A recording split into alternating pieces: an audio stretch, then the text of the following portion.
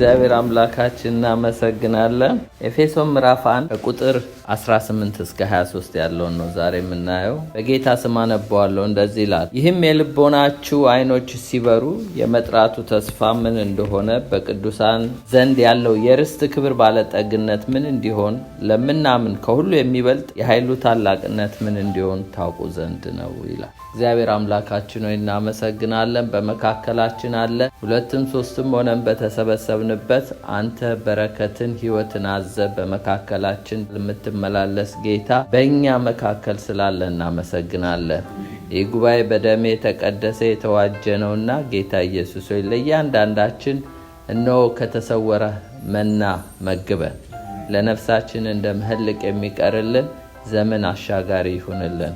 እኔም ባሪያ በፍጹም ግልጽነት መናገር እንድችል እርዳይ፣ በኢየሱስ ስም አሜን። ኤፌሶን ምዕራፍ 1 ከ18 እስከ 23 በአዲሱ ትርጉም አነበዋለሁ። እንዲሁ በእርሱ የተጠራችሁለት ተስፋ ይህም በቅዱሳን ዘንድ ያለው ክቡር የሆነው የርስቱ ባለጠግነት ምን እንደሆነ ታውቁ ዘንድ የልቦናችሁ አይኖች እንዲበሩ ለእኛም ለምናምን ከሁሉ በላይ ታላቅ የሆነውን ኃይሉን እንድታውቁ ጸልያለሁ። ይህም ኃይል እንደርሱ ታላቅ ብርታት አሰራር ነው ይላል። የሚገርማችሁ ያለፈ ሳምንት ያየኑ የጳውሎስን ጸሎት ነበረ። ጸሎቱ የሚኮረጅ ነው። የጳውሎስ ማለት ልንከተለው የሚገባ እንደ መርህ ነው።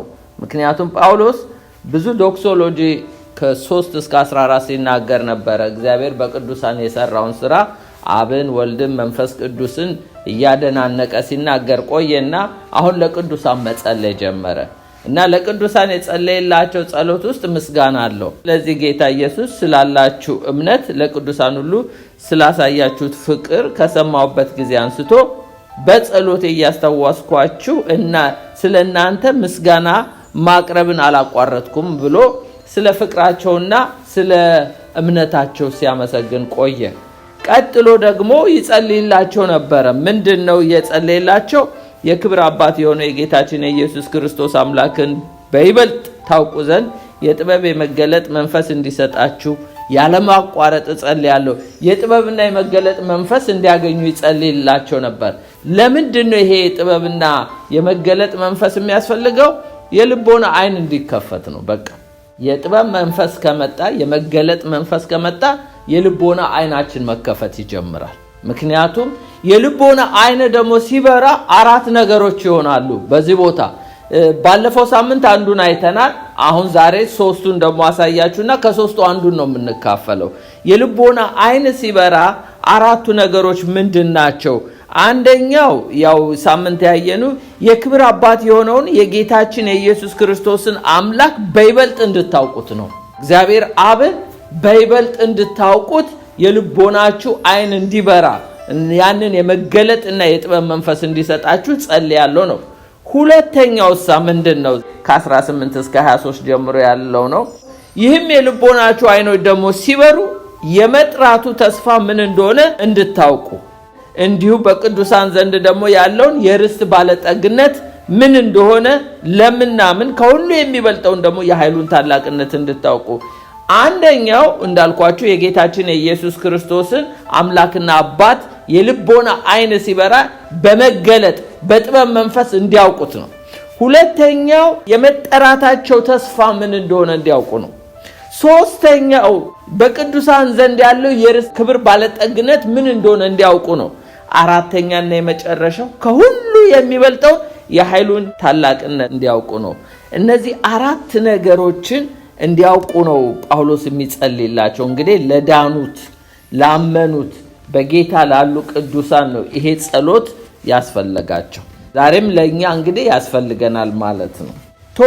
የዛሬው ቶፒክ እንግዲህ ከአራቱ ከጸለየላቸው ከአራቱ ውስጥ ሳምንት አንዱን ተካፍለናል። ዛሬ አንዱን ነው ማካፈላቸው። እሱም ደግሞ ምንድነው? የመጥራቱ ተስፋ። እሱ ምን እንደሆነ እንድታውቁ ነው። የመጥራቱ ተስፋ ወይም the hope of his calling ይላል። ይህ የልቦናችሁ አይኖች ሲበሩ ይላል።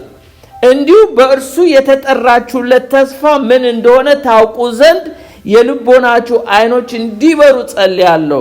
ይሄ the hope of his calling እሱን እንድታውቁ እጸልያለሁ። አንደኛው የእርሱ ጥሪ ምንድነው? ሁለተኛው ተስፋው ራሱ ምንድነው? የነዚህ what is his calling what is the hope የሚለውን እንመለከታለን። የልቦና አይን ሲበራ እንግዲህ የመጥራቱ ተስፋ ምን እንደሆነ እንዲያውቁ ነው። ብሉፕሪንቱን ልስጣችሁ። አንደኛ እንግዲህ የመጥራቱ ተስፋ ነው። ርዕሴን እንዳትረሱት። ቶፒኬ የመጥራቱ ተስፋ the hope of his calling የሚል ነው። በዚህ ስር 4 ነገሮች እናያለን ዛሬ። 4 ነገሮች ብሉፕሪንቱን ልስጣችሁ። አንደኛ የመጥራቱ ተስፋ the hope of his calling ማለት ምን ማለት ነው? ሚኒንጉ ምን ማለት ነው? ሁለተኛ የመጥራቱ ተስፋ ቁልፍ ገጽታዎች ወይም ደግሞ key aspects of the hope of his calling እነዚህ key የሆኑ ቁልፍ የሆኑ ገጽታዎችን እንመለከታለን። ሶስተኛ የመለኮታዊ ጥሪ ባህሪ the nature of divine calling የመለኮታዊ ጥሪ ባህሪ ምን እንደሆነ እናያለን። አሁን ወደ ዋናው ርዕስ መጣው። ቶፒኩ የመጥራቱ ተስፋ the hope of his calling የመጥራቱ ተስፋ ማለት ምን ማለት ነው? the hope of his calling ማለት ምን ማለት ነው የሚለውን በመጀመሪያ ዲፋይን እናደርጋለን። የመጥራቱ ተስፋ ማለት የአማኞች በእግዚአብሔር መዳን ማለት ነው። በእግዚአብሔር አማኞች እንዴት እንደዳኑ የሚያሳይ ነው። ይሄ ዶክትሪን ኦፍ ሳልቬሽንን የሚያሳይ ነው። ቅዱሳኖች በሙሉ በእግዚአብሔር እንዴት እንደዳኑ የሚያመለክት ክርስቲያናዊ ስነ መለኮታዊ ጽንሰ ሐሳብ ያለው ወይም ደግሞ a Christian theological concept ያለው ነው። ይሄ ማለት ምን ማለት እንደሆነ እናያለን። የአማኞች በእግዚአብሔር መዳን ምንድነው የሚያሳየን? ዶክትሪን ኦፍ ሳልቬሽን ነው የሚያሳየን። ይሄ ዶክትሪን ኦፍ ሳልቬሽን መጀመሪያ የሚያሳየን የኢየሱስ ክርስቶስን ሳክሪፋይ መሆን የኢየሱስ ክርስቶስ መስዋዕት መሆንና እንደገና ደግሞ ትንሳኤውን የሚያሳየን ነው። የክርስቶስ ኢየሱስ ትንሳኤ ለደህንነታችን ሴንተር እንደሆነ የሚያሳይ ነው። ማለት የኢየሱስ ክርስቶስ መስዋዕትና ትንሳኤ የመዳን ዋና ነገሩ እንደሆነ የሚያሳይ ነው። የመጥራቱን ተስፋ ስንመለከት ሌላው ግሬስ ኤንድ ፌዝ ጸጋና እምነትን የሚያሳይ ነው። ጸጋና እምነትን አንድ ነገር እዚህ ጋር እስቲ አላውቅም እናንተ መረዳት ብዙ ሰዎች እግዚአብሔር ጸጋውን ፕሮቫይድ እንዳደረገላቸው እነሱ ደግሞ እምነትን ፕሮቫይድ እዚህ ጋር የመጥራቱን ተስፋ ስንመለከት ግሬስና ፌዝ ራሳቸው ጊፍት ናቸው። ሴቪንግ ፌዝ የተባለው የዳንበት እምነት ራሱ ጊፍት ነው። ምክንያቱም ጸጋ እግዚአብሔር አዋጥቶ እኛ እምነት አዋጥተን አይደለም የዳነው። ጸጋውም እምነቱም የእግዚአብሔር ጊፍት ነው። ይሄንን ኤፌሶን ምዕራፍ 2 ላይ ስትመጡ ታዩታላችሁ። ሌላው የመጥራቱ ተስፋ ውስጥ እንግዲህ የምንመለከተው የአማኞች መዳንን ነው። የአማኞች መዳን የክርስቶስን ትንሳኤና የኢየሱስ ክርስቶስን ደግሞ መስዋዕትነት ያሳየናል። እምነትና ጸጋን ያሳየናል። ሌላው ዲቫይን አክሽን ያሳየናል። ዲቫይን አክሽን ማለት መለኮታዊ ተግባርን ያሳየናል። እነዚህ መለኮታዊ ተግባር የሚባሉት ምንድናቸው ብንል አንደኛው ኢሌክሽን ነው፣ ምርጫን እናያለን። ፕሪዴስቲኔሽን ቅድመ ውሳኔ እናያለን። ሪደምሽንን እናያለን፣ መዋጀትን እናያለን። ቤዛ የሚለው ራንሰም ይሄ ደግሞ ለተዋጀንበት የተከፈለው ኢየሱስ ነፍሱንና እንደዚሁም ደግሞ ሕይወቱን ቤዛ አድርጎ እንደሰጠ የሚያሳይ ነው።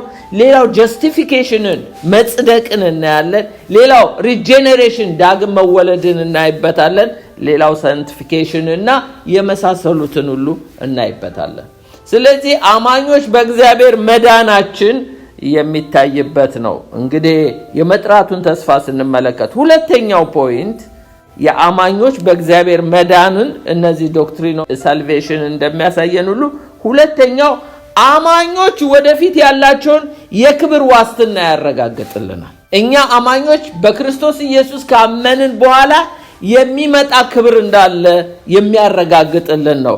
ሮሜ 8:30 ላይ እንደምታዩት አስቀድሞ የወሰናቸውን እነዚያን ደግሞ ጠራቸው፣ የጠራቸውን እነዚያ ደግሞ አጸደቃቸው፣ ያጸደቃቸውን እነዚያን ደግሞ አከበራቸው ይላል። ክብር ነው የሚጠብቀን ታውቃላችሁ። አሁንም ከብረናል። በክርስቶስ ከሆንን ወዲያ ከብረናል። ምክንያቱም ሰው ሁሉ ኃጢአት ሰርቷል፣ የእግዚአብሔር ክብር ጎሎታል ይላል። ክርስቶስን ካገኘን በኋላ እግዚአብሔር ወደ ቀደመው ፖዚሽናችን መልሶናል። ግን ከክብር ወደ ክብር ነው የምንሄደው። ይሄ ሟች ስጋ ሲለወጥ ደግሞ እንዴት እንደከበርን ሰው ሁሉ የሚያይበት ጊዜ ይመጣል። ኤኒዌይ ግን ዴስቲኒያችን ክብር ነው። ስለዚህ አማኞች ወደፊት ያላቸውን የክብር ዋስትና ነው የሚያሳየን የመጥራቱ ተስፋ ምን እንደሆነ ታውቁ ዘንድ የሚለው። ሶስተኛና የመጨረሻው አማኞች በእግዚአብሔር ላይ ያላቸውን መተማመን ወይም እምነት ወይም ኮንፊደንስ የሚያሳይ ነው። አማኞች በእግዚአብሔር ላይ ያላቸውን የሚያመለክተው የክርስቲያናዊ ስነ መለኮታዊ ሐሳብ ጽንሰ ሐሳቡ ምንድነው? አማኞች በእግዚአብሔር ላይ ያላቸው መታመንን የሚያሳይ ነው። መዝሙር 62 ከ7-8 ላንብብላችሁ። እንደዚህ ይላል፣ መድኃኒቴና ክብሬ በእግዚአብሔር ነው። መድኃኒቴና ክብሬ በማን ነው? በእግዚአብሔር ነው ይላል። ዘማሪው ምን ይላል? መድኃኒቴና፣ የኛ መቼም መድኃኒት ጌታ ኢየሱስ ክርስቶስ ነው። ክብራችሁስ ማን ነው? ኢየሱስ ነው። ከኢየሱስ ወዲያ ክብር አለ እንዴ? የወደቀው ሰው በማን ነው ወደ ክብር የመጣው ይላል እኮ አይደለ?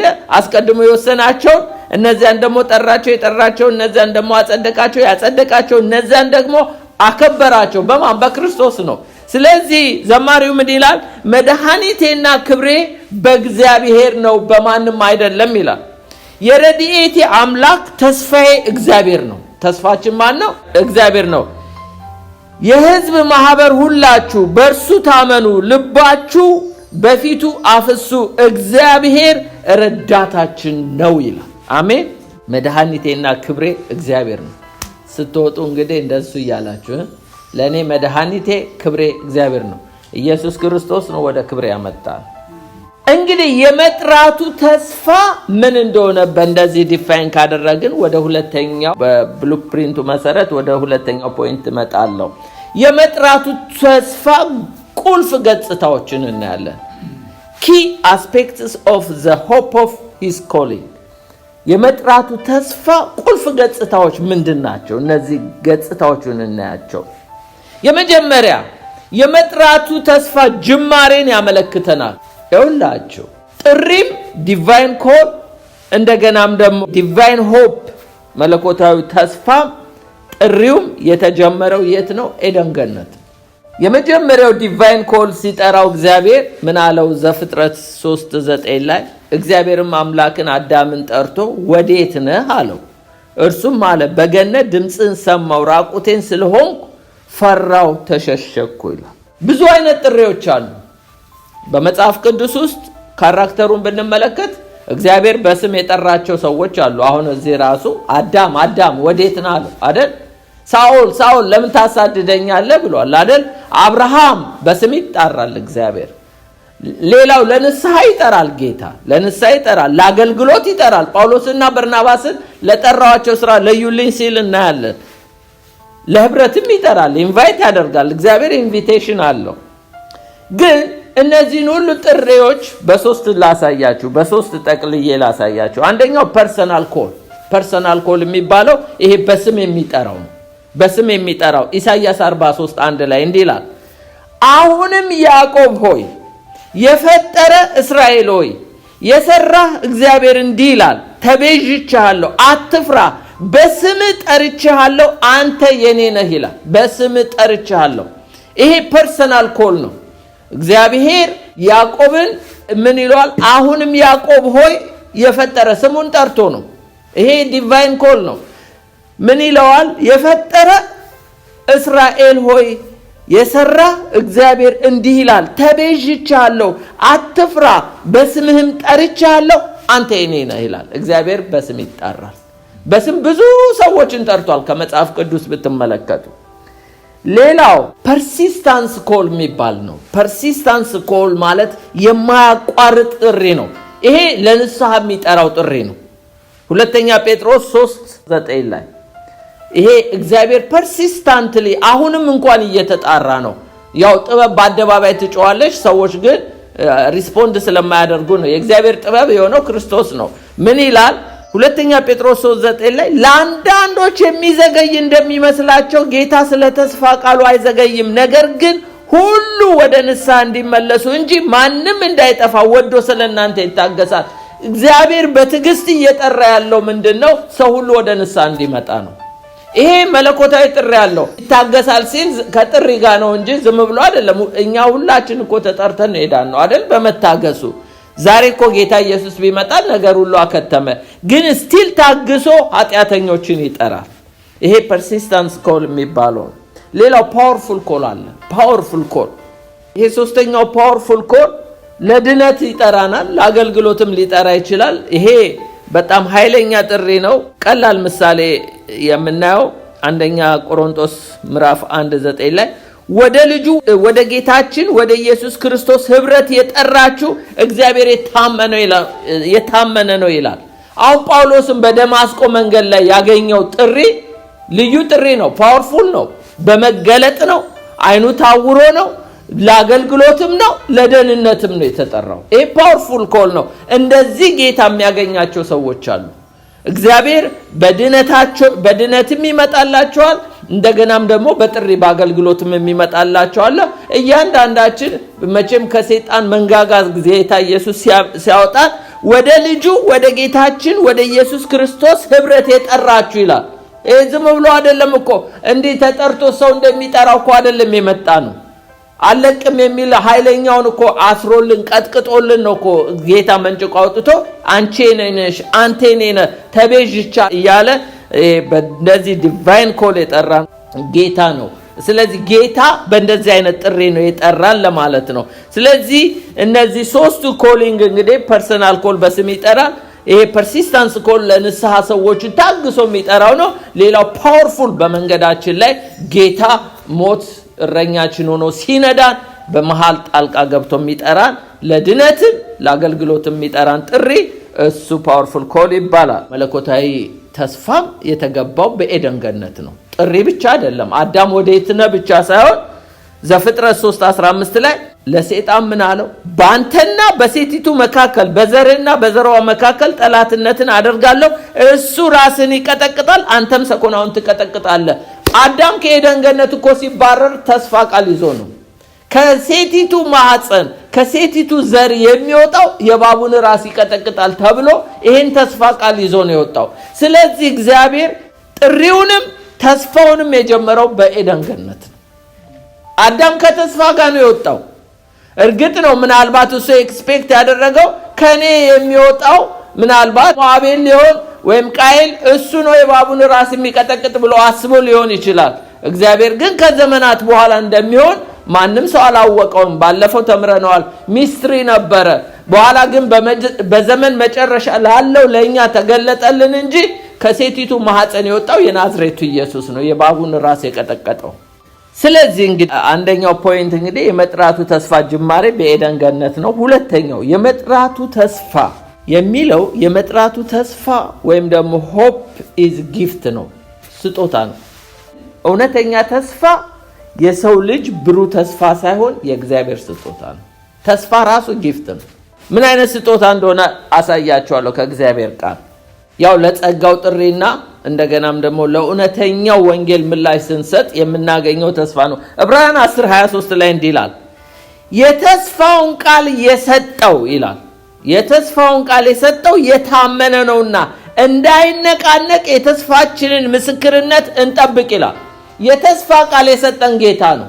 ተስፋ ራሱ ስጦታ ነው። ጌታ ነው የሰጠን። ይህን ተስፋ ግን በእግዚአብሔር ቃል ነው ወደኛ የመጣው። ስለዚህ የተስፋ ቃል የሰጠው የታመነ ነውና እንዳይነቀነቅ ተስፋችንን ምስክርነት እንጠብቅ ይላል።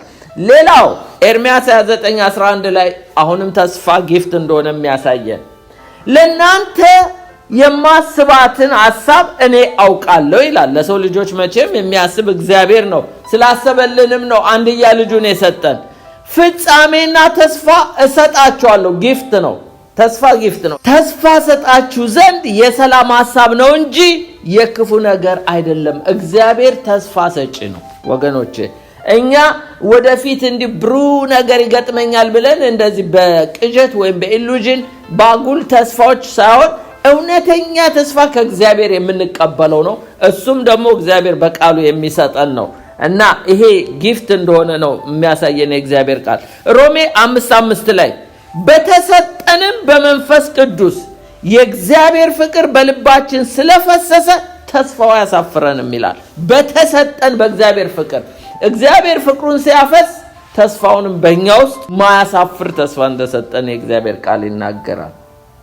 ሶስተኛው ፖይንት የመጥራቱ ተስፋ ድነትን ወይም ሳልቬሽንን ያመለክታል። የመጥራቱ ተስፋ ምንን ያመለክታል?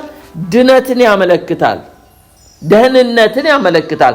አንድ ሰው በኢየሱስ ክርስቶስ እንዲያምን የሚያደርገውን የእግዚአብሔርን ልዩ ውስጣዊ ጥሪ የሚያመለክት ነው። ሁለተኛ ጢሞቴዎስ 1:9 ላይ እንዲህ ይላል፣ ያዳነን በቅዱስ አጠራሩ የጠራን ይላል። አያችሁ፣ ያዳነን በቅዱስ አጠራሩ የጠራን እግዚአብሔር ነውና ይህም እንደ ራሱ ሐሳብ ጸጋ መጠን ነው እንጂ እንደ ስራችን መጠን አይደለም። ይህም ጸጋ ከዘላለም ዘመናት በፊት በክርስቶስ ኢየሱስ ተሰጠን ይላል። ያዳነን በቅዱስ አጠራሩ የጠራን። ስለዚህ ተስፋችን ምንድነው? ይሄ የሚያመለክተው ድነትን ነው። ድነት ደግሞ ራሱ ከእግዚአብሔር ዘንድ እንደሆነ በቅዱስ አጠራሩ የጠራን እሱ እንደሆነ ነው። የመጥራቱ ተስፋ የሚለው እንግዲህ ድነትን ነው የሚያመለክተው። ድነትን እንዴት ነው የሚያመለክተው? ያዳነን በቅዱስ አጠራሩ የጠራን። ጌታ የጠራን ለድነት ነው። ስለዚህ ደህንነት ሊሰጠን ነው። ስለዚህ የመጥራቱ ተስፋ የሚያመለክተን ድነትን እንደሆነ ነው። ሌላው የመጥራቱ ተስፋ የሚያመለክተን የእግዚአብሔር ጥሪ ለትራንስፎርሜሽን እንጂ ለኢንፎርሜሽን እንዳልሆነ ነው የሚያመለክተን። የእግዚአብሔር ጥሪ ለመለወጥ እንጂ ጀስት ኢንፎርሜሽን ጋዘር እንድናደርግ እንዳልሆነ ያሳየናል። ሮሜ 12:2 ላይ የእግዚአብሔር ፈቃድ እርሱም በጎና ደስ የሚያሰኝ ፍጹም የሆነውን ነገር ምን እንደሆነ ፈትናችሁ ታውቁ ዘንድ በልባችሁ መታደስ ተለወጡ እንጂ እናለም አትምሰሉ።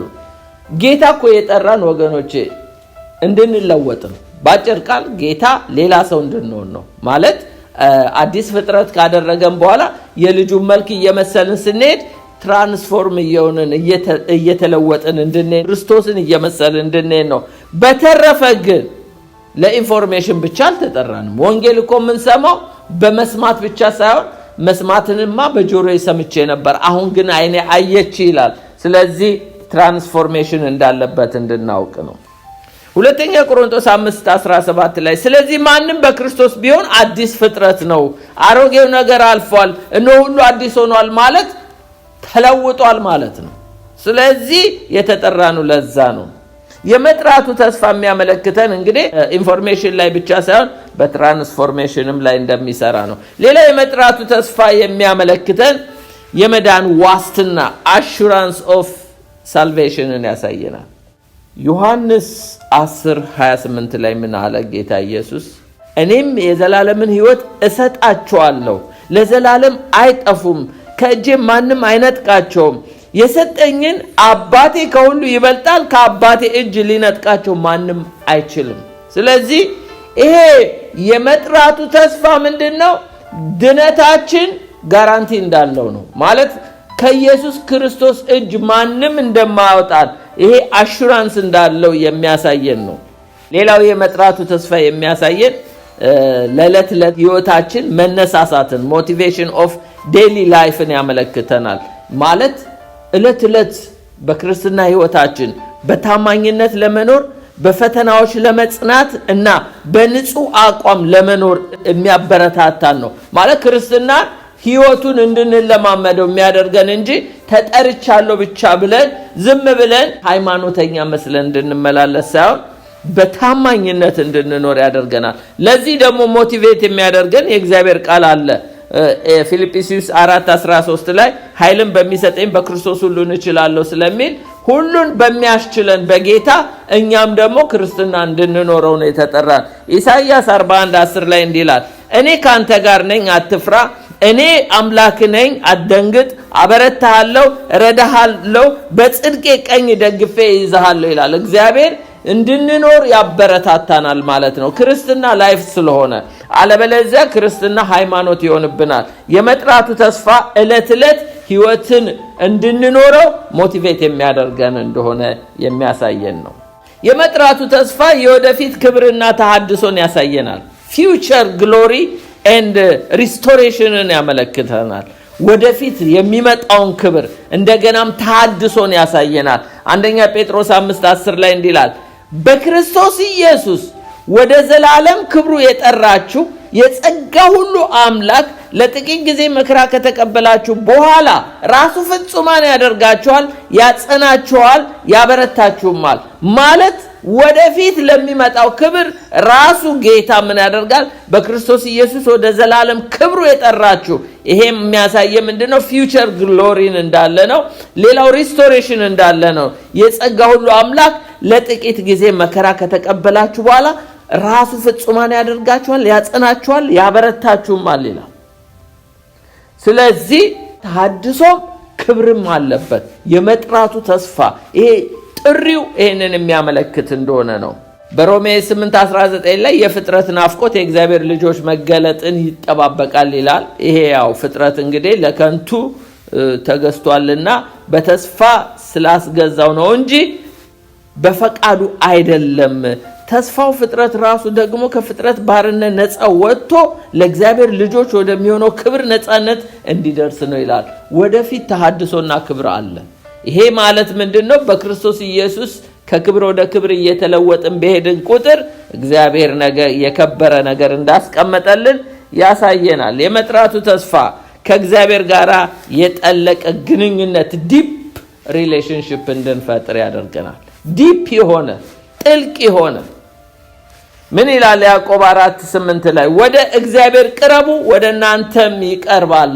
ስለዚህ ጥሪው ምንድነው? ወደ እግዚአብሔር በቀረብን ቁጥር እሱም ወደኛ እየቀረበ ፌሎሺፕ የምናደርግበት ነው። መዝሙረ ዳዊት 119:58 ላይ በፍጹም ልቤ ወደፊት ተማለልኩ ይላል። በአዲሱ ትርጉም ምን ይላል? በፍጹም ልቤ ፊትህን ፈለግኩ ነው የሚለው። እንደ ቃል ቸርነትህን አሳየኝ ይላል። በፍጹም ልቤ ፊትህን ፈለግኩ፣ እንደ ቃል አንተም ቸርነትን ፌሎሺፕን ለማድረግ እግዚአብሔር ዲፕ የሆነ ኢንቲሜሲ የፈጠረ ህብረት እንድናደርግ የሚያደርገን ነው። ሌላው የመጥራቱ ተስፋ ኮንፊደንስ ኢን ጋድስ ፓወር፣ በእግዚአብሔር ኃይል መታመንን የሚያሳይ ነው። በእግዚአብሔር ኃይል እንድንታመን የሚያደርግ ነው።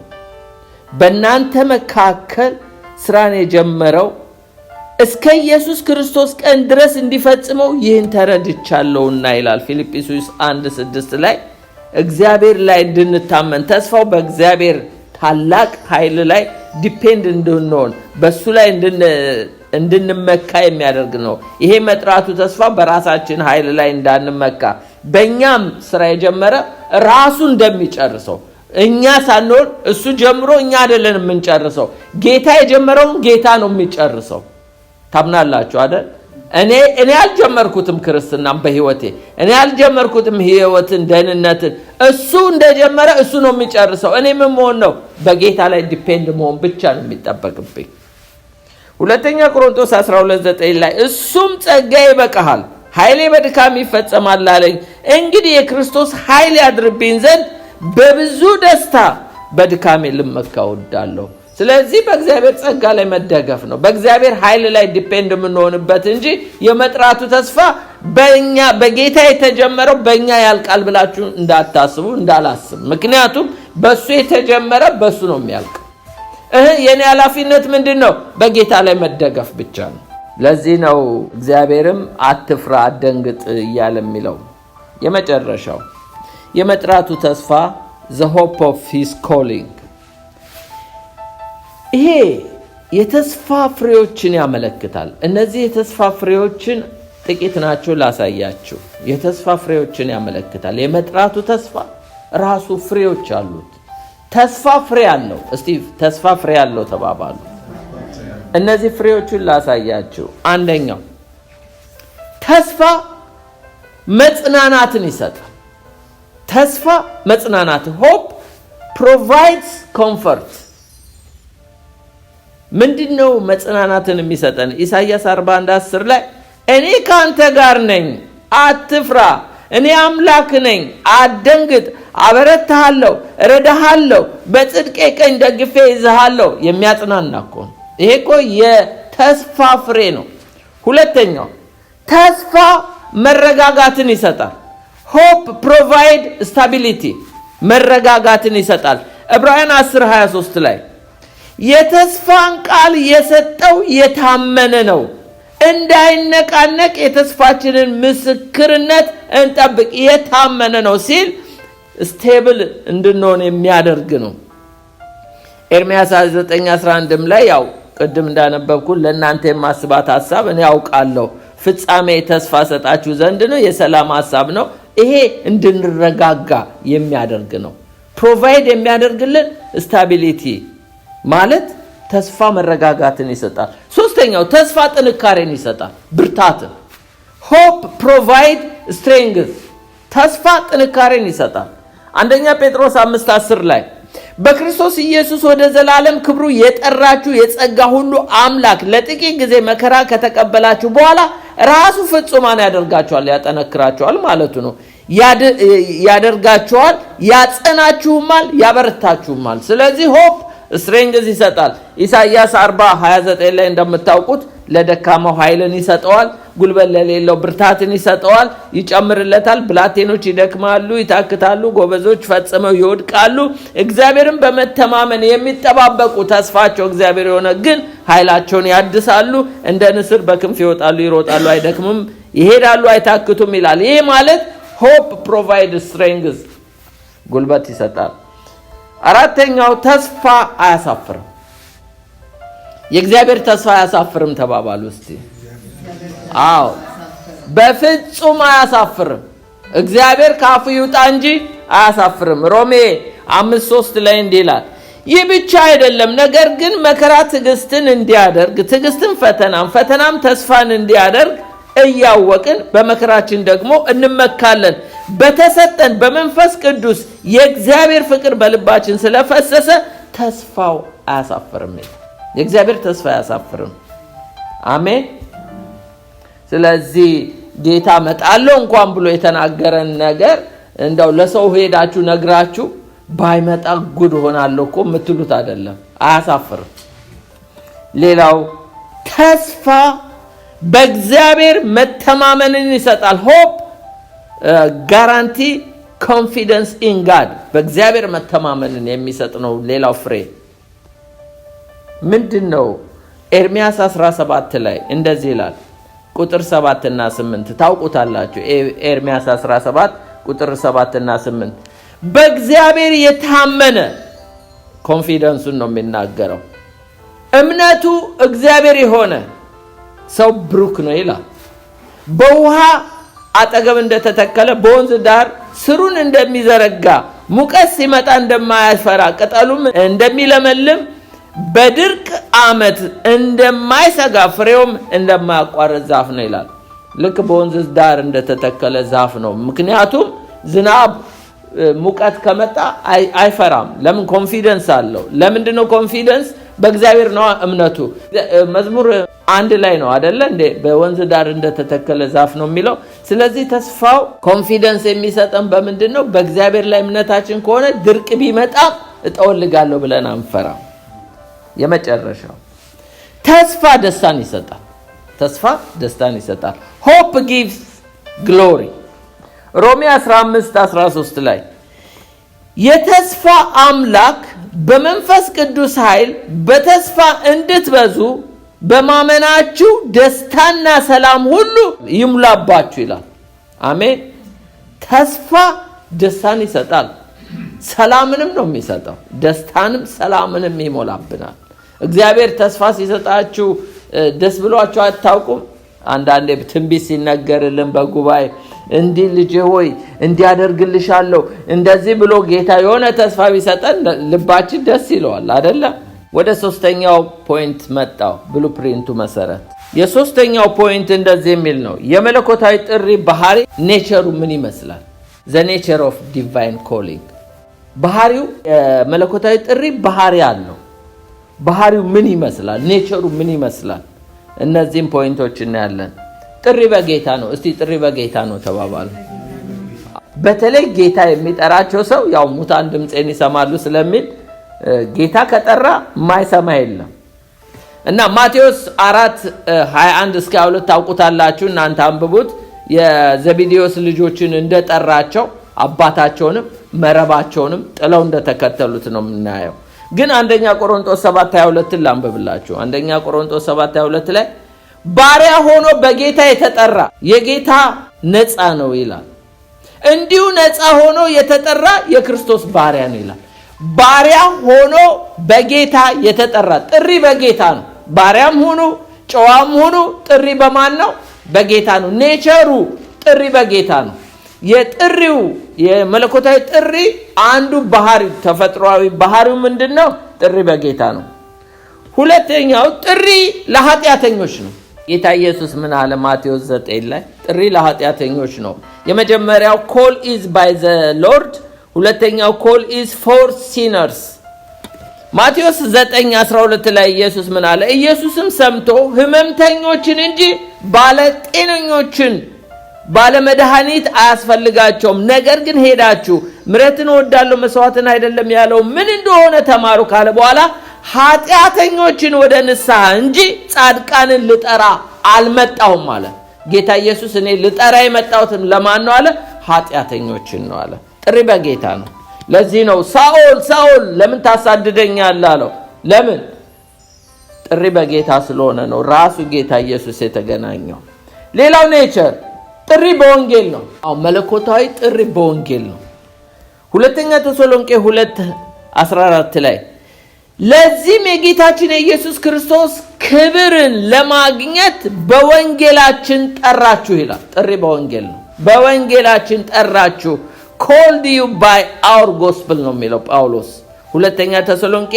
ስለዚህ የጌታችንን የኢየሱስን ክርስቶስን ክብር ለማግኘት በወንጌላችን ጠራችሁ፣ ለክብር ነው የተጠራችሁት እያለ ነው። ስለዚህ በወንጌል ነው ጥሪ በጸጋ ነው። ጥሪ በጸጋ ነው።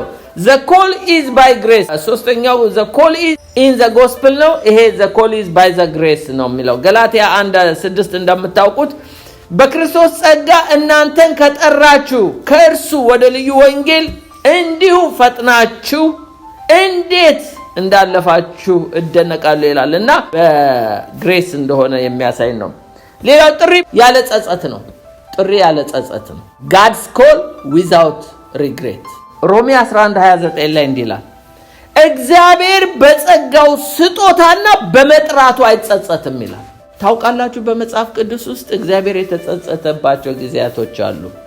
አንደኛው የተጸጸተው ሰውን በመፍጠሩ ተጸጽቷል። ዘፍጥረት 6:6 ላይ እግዚአብሔር ሰውን በምድር ላይ ሰውን በመፍጠሩ ተጸጸተ በልቡም አዘነ ይላል እግዚአብሔር። ሌላው ደግሞ ሳኦልን በመቀባቱ ሳኦልን ንጉስ በማድረጉ አንደኛ ሳሙኤል 15:35 ላይ ብትመለከቱ ሳሙኤልም ለሳኦል አለቀሰ ይላል። እግዚአብሔርም በእስራኤል ላይ ሳኦልን ስላነገሰ ተጸጸተ ይላል። እግዚአብሔር የተጸጸተባቸው በሳኦል መንገስ ተጸጽቷል።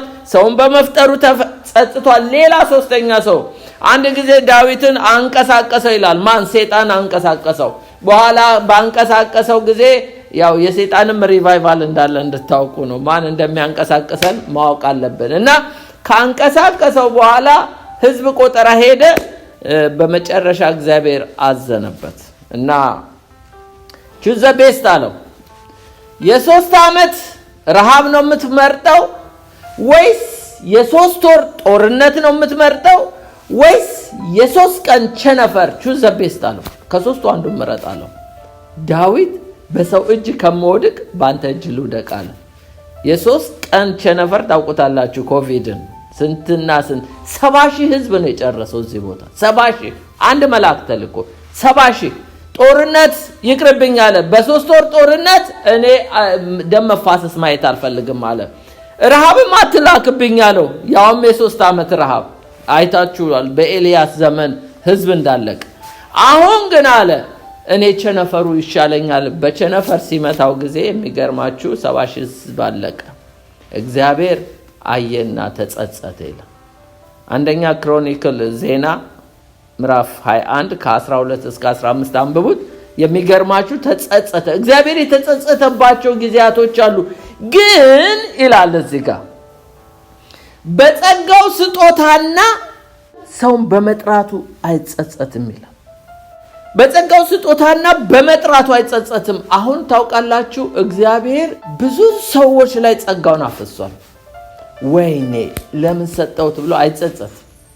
ጸጋውን ተቀብለው በጸጋው የሚናገዱ አሉ፣ በጸጋው ብዙ ነገር የሚያበላሹ አሉ። እግዚአብሔር ግን አይጸጸትም ጸጋውን በማፍሰሱ። ለምን? አሁን ሚዲያተር አለ፣ መካከለኛ አለ፣ ክርስቶስ አለ። ታውቃላችሁ። ሌላው ደግሞ ሰውን በመጥራቱ አይጸጸትም። አሁን ክርስቶስ ጣልቃ ስለገባ ነው። ክርስቶስ ጣልቃ ባይገባ ኖሮ አያችሁ ሰውን በመፍጠሩ ተጸጽቶ ያለቀው ህዝብ በዓለም ላይ ያለ ህዝብ ሁሉ ነው ያለቀው። እንደገናም ደግሞ በዚህ በዳዊት ዘመን 70,000 ህዝብ ነው ባንድ ያለቀው። እግዚአብሔር ሲቆጣ ሲጸጸት ሲያዝን ብዙ ጥፋት ነው የሚሆነው። ግን አሁን ይላል በጸጋ ስጦታው ሰውን በመጥራቱ እግዚአብሔር አይጸጸትም ይላል። እስቲ እኔም በመጥራቱ ጌታ አሁን አይጸጸትም ባሉ ቢጸጸት ኖሮ ስንቴ በድለነዋል። ጌታ ጥሪ በቅድስና ነው። ሌላው ጥሪ ለቅድስና ነው። ጥሪ በቅድስና ነው። ጥሪ ለቅድስና ነው። ጥሪ በቅድስና ያው ሁለተኛ ጢሞቴዎስ 1:9 አንብቡት። ያዳነን በቅዱስ አጠራሩ የጠራን ስለሚል እግዚአብሔር በቅዱስ አጠራሩ የጠራን በቅድስና ነው የጠራን። ያዳነን በቅዱስ አጠራሩ የጠራን እግዚአብሔር ነውና ይላል። ስለዚህ ሁለተኛ ጢሞቴዎስ 1 ላይ ጥሪው በቅድስና ነው። ደግሞ የተጠራኑ ለቅድስና ነው። ለቅድስና ነው። ሮሜ 1:7 ላይ በእግዚአብሔር ለተወደዳችሁ ቅዱሳን ልትሆኑ ለተጠራችሁ ይላል። በሮሜ ላላችሁ ሁሉ እግዚአብሔር ለቅድስና ነው የጠራን። አንደኛ ተሰሎንቄ 4:7 ላይ እንዲላል ለርኩሰት ሳይሆን እግዚአብሔር በቅድስና ጠርቷችኋልና የተጠራችሁ ለቅድስና ነው ይላል። ሌላው ጥሪ ለከፍታ ነው። እግዚአብሔር ለከፍታ ነው የጠራን። our calling is higher calling ነው። ምን አይነት ጥሪ እንደሆነ ከፊልጵስዩስ ምዕራፍ 3:14 ላይ ያነብላችኋለሁ። እንዲህ ይላል በክርስቶስ ኢየሱስ ከፍ ያለውን የእግዚአብሔርን መጥራት ዋጋ እንዳገኝ ምልክት እፈጥናለሁ ይላል። ሃየር ኮሊንግ እንደሆነ ነው የሚያሳየን። በአዲሱ ትርጉም ይህንኑ ላንብብላችሁ። እግዚአብሔር በክርስቶስ ኢየሱስ ወደ ላይ ስለጠራኝ ይላል ሽልማትን ለመቀዳጀት ወደ ግቡ እፈጥናለሁ ነው የሚለው። ወደ ላይ ነው የጠራኝ ነው የሚለው። ለክብር ነው ለከፍታ ነው የጠራው። እዚህ ላይ ትንሽ ገለጻ ልስጥበት። እንደዚህ ይላል መቼም ያማኝ ልጅነት የኛ ልጅነት በምድር ካሉ ልጆች ሁሉ የተሻለ ነው፣ ከፍ ያለ ነው። ለምን ቢባል ዳግም በመወለዳችን በመንፈስ መወለዳችን ከፍታ ያለው የፍጥረት በኩራት ተብለን ተጠርተናል። ይሄ በልጅነት ነው። ሌላው ያማኝ ጌታ የጌቶች ሁሉ ጌታ ነው። ዛሬ ብዙ ሰዎች ጉልበታቸውን ለጌቶች ያንበረክካሉ። የኛ ጌታ ግን የጌቶች ሁሉ ጌታ ነው። ሃየር ኮሊንግ እንደሆነ በዚህ ማየት እንችላለን። ሌላው በዓለማችን ላይ ብዙ አማልክቶች አሉ። የኛ አምላክ ግን ፍጹም የሆነው እውነተኛው አምላክ በመሆኑ የተጠራነው ወደ እውነተኛው አምላክ በመሆኑ የኛ ኮሊንግ ሃየር ኮሊንግ ነው። ሌላው ያማኝ ተስፋ በምድር ካሉት ሁሉ ተስፋ ይበልጣል። ዘላለማዊ ተስፋ ነው። ይሄ በምድር ላይ ብዙ ሰዎች በተስፋ ነው የሚመላለሱት። የኛ ግን ኢተርኒቲ ያለው ተስፋ በመሆኑ ሃየር ኮሊንግ ነው። የኛ ክህነት በዓለማችን ላይ ብዙ ሃይማኖተኞች ካህናቶች አሏቸው አይደል እንዴ? በነ አካብም ዘመን እኮ እነ ጄዛቤል እኮ ካህናቶች ነበሩ ለጣዖት አምላኪዎቹ። እና ነገር ግን አሁን በዓለም ላይ ካሉት ሃይማኖቶች በሙሉ ክህነት ብትመለከቱ የኛ ክህነት ሃየር ኮሊንግ ነው። ምክንያቱም እኛንን ከእግዚአብሔር ጋር ታረቁ ምንል የምናስታርቅ እኛንን ከእግዚአብሔር ጋር ሰዎችን ማገናኘት የምንችለው። የኛ ክህነት ይሄ በልብስ የሚገለጥ አይደለም። በውስጥ እግዚአብሔር ጸጋ አልብሶን ከሰዎች ጋር ከእግዚአብሔር ጋር የምናስታርቅ ነው። የኛ ክህነት ከሁሉ በላይ ነው። ስለዚህ our calling is higher calling ነው። ሌላው ውጊያችን በዓለም ላይ የትኛውንም ሰራዊት ተመልከቱ፣ የትኛውም ተዋጊ በሉ በምድር ላይ እንደ አማኝ ሰይጣንን የሚያንቀጠቅጠው የለም። እንደ አማኝ የሚያርበደብደው የለም። የኛ ውጊያ ከማንም ውጊያ ይበልጣል። እና ስለዚህ our calling is higher calling። ሌላው ሀብት ነው፣ ብልጽግና ነው። በዓለም ላይ ካሉት ባለጸጎች ሁሉ ይልቅ የኛ ብልጽግና የበለጠ ነው። ምን ይላል? በእምነት ድሆች የሆኑትን ሊያበለጽግ ነው የመጣው ይላል አይደለ ያዕቆብ።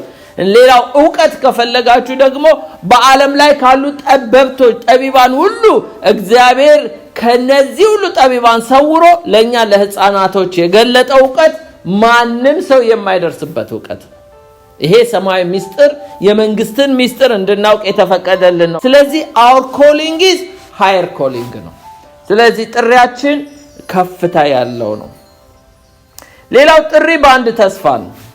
ጥሪ በአንድ ተስፋ ነው ማለት ኤፌሶን 4:4 ላይ በመጠራታችሁ በአንድ ተስፋ እንደተጠራችሁ አንድ አካል አንድ መንፈስ አለ ይላል።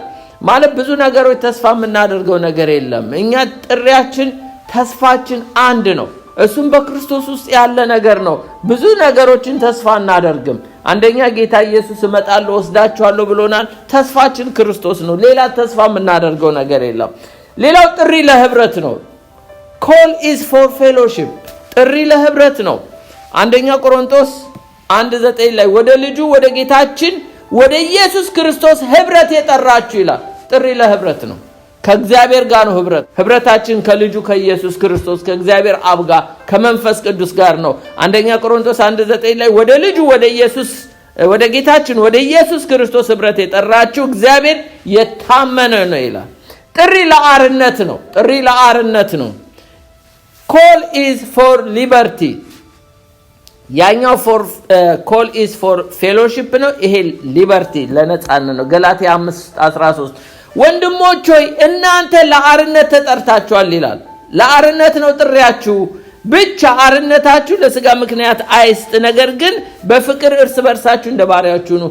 ጥሪ ለአርነት ነው። ባሪያ የኃጢአት ባሪያ ልንሆን አልተጠራንም። ኦልሬዲ ጌታ ከዛ ሴት ፍሪ አድርጎናል። አሁን ግን ነፃነት ያለን ሰዎች ነን። ሌላው ጥሪ ለአንድ አካል ነው። ለማንም አካል ልንሆን አይደለም፣ የክርስቶስ አካል ልንሆን የተጠራ ነው። ቆላስይስ 3:15 ላይ በአንድ አካል የተጠራችሁለት ደግሞ የክርስቶስ ሰላም በልባችሁ ይግዛ የምታመሰግኑም ሁኑ ይላል። በአንድ አካል የተጠራችሁለት እኛ ስንድን በክርስቶስ አካል ውስጥ ነው ባፕታይዝድ የሆነውና ለአንድ አካል ነው።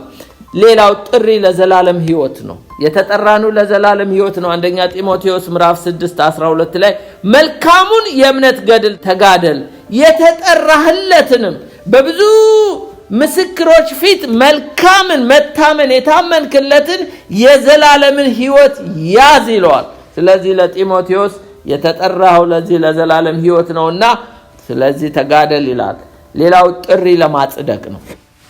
እግዚአብሔር እኛን ሊያጸድቀን ነው የጠራን፣ ለሌላ አይደለም። ሮሜ 8:30 ላይ የመጀመሪያው እንግዲህ call is for one body, call is for eternal life፣ ሌላው call is for righteousness።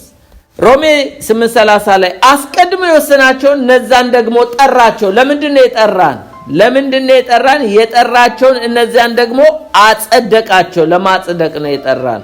እግዚአብሔር በክርስቶስ ሊያጸድቀን ነው። ሌላው ጥሪ ለክብር ነው። እስቲ ጥሪ ለክብር ነው ተባባሉ። ሁለተኛ ተሰሎንቄ 2:14 ስለዚህ የጌታችን የኢየሱስ ክርስቶስን ክብር ለማግኘት የማንን ክብር? የጌታችን የኢየሱስ ክርስቶስን ክብር ለማግኘት በወንጌላችን ጠራችሁ ይላል። ለክብር ነው የተጠራችሁት። ስለዚህ የማንን ክብር ለማግኘት? የጌታችን የኢየሱስ ክርስቶስን ክብር ለማግኘት። ለዚህ ነው ታዲያ ሮሜ 8:30 ላይ አስቀድሞ የወሰናቸው እነዛን ደግሞ ጠራቸው፣ የጠራቸው እነዛን ደግሞ አጸደቃቸው፣ ያጸደቃቸው እነዛን ደግሞ አከበራቸው። ጥሪ ለክብር ነው።